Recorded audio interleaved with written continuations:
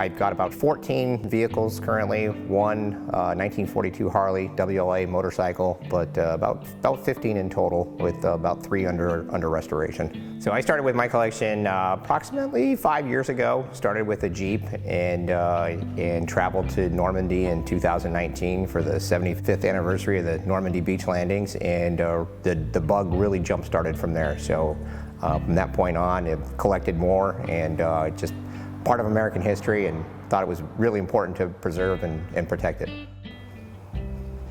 As far as damage or things of that nature might be war related, I don't have anything in my collection that might have those signs of use, bullet holes, what have you. Most of this is things that never made it to actual combat stations. Most of the vehicles that I have never left the United States during World War II.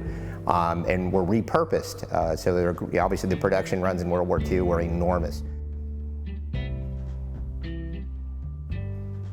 So the end goal of my collection is really to someday open up a museum that would help teach and educate the future generation of Americans, young Americans in particular, to learn about World War II, to understand its impact then and its continued impact today.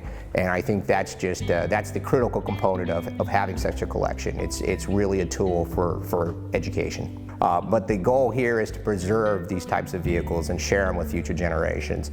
We hope to do something in the future here tied in with Cars Week, with the Concours, where we can bring more of these vehicles and maybe a different genre to Car Week, and so we can again begin to share the valuable history of these vehicles.